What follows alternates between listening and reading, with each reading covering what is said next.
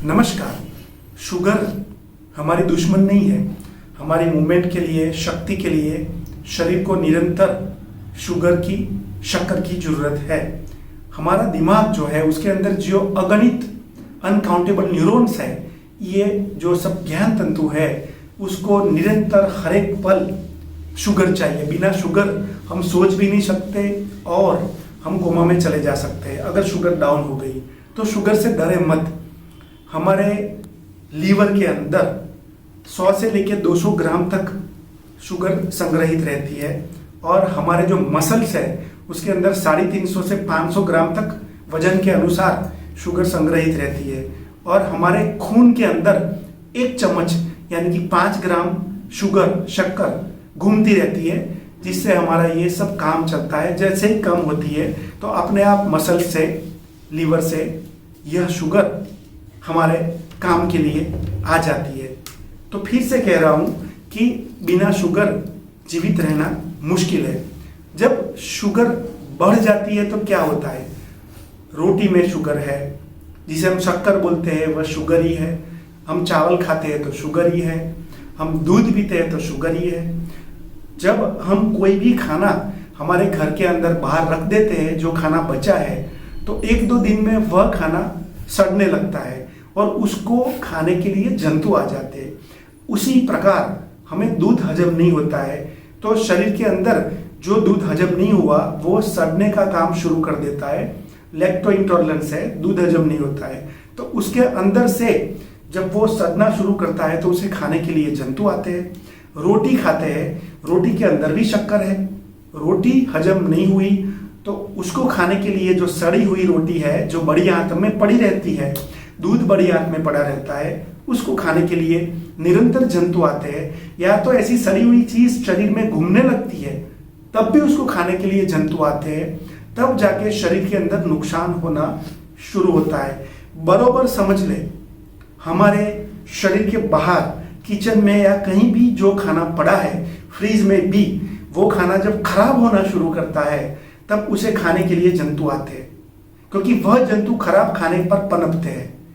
उसी प्रकार शरीर के अंदर भी जो खाना सड़ता है, बड़े पेट के अंदर सड़ा हुआ खाना तो है, बड़े शरीर के अंदर वो तंदुरुस्त शरीर थोड़ा है, सड़ा हुआ खाना तो है, उसे खाने के लिए जंतु आते, तब जाके अलग अलग बीमारी आती है। बात कर रहे हैं शुगर की, तो जब शुगर बढ़ती है तो कैंसर तक की बीमारी उससे आ सकती है।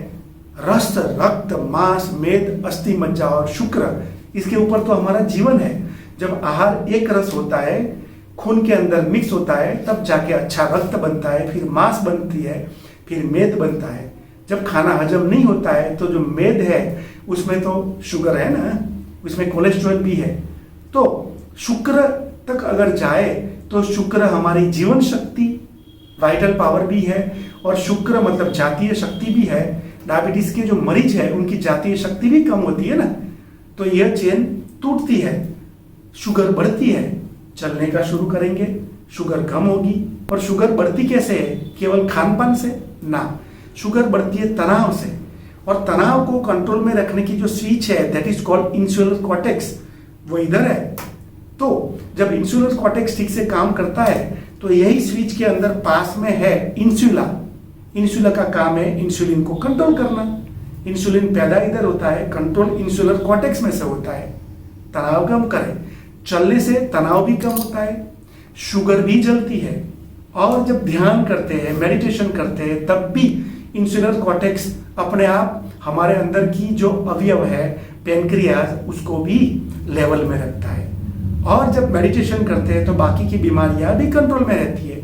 प्राण का प्राणायाम करते हैं, एक ऊर्जा पैदा होती है, उसी ऊर्जा से शक्कर भी कम होती है, उसी ऊर्जा से निरंतर शक्ति भी मिलती है, क्योंकि हमारा शरीर एक बैटरी है। तो शक्कर पर केवल ध्यान मत फोकस करें, अलग अलग चीज पर करें। फटाफट खाते हैं, खाना हजम नहीं होता है, शुगर पड़ी रही, उससे बीमारी आई। आप नीम का पाउडर, पनीर फूल या करेला या और आयुर्वेदिक औषधि से अगर आपकी शक्कर कम करेंगे तो ऐसी औषधि से आपको नुकसान नहीं है। पर अगर अंग्रेजी दवाई से शुगर कम करेंगे तो धीरे धीरे उसी दवाई से आपका लीवर खराब होता है और दवाई की साइड इफेक्ट में आपकी जातीय शक्ति भी कम हो सकती है और बीमारियां उसी दवाई से आती है। तो तय आपको करना है कि आपको कौन से रास्ते से चलना है।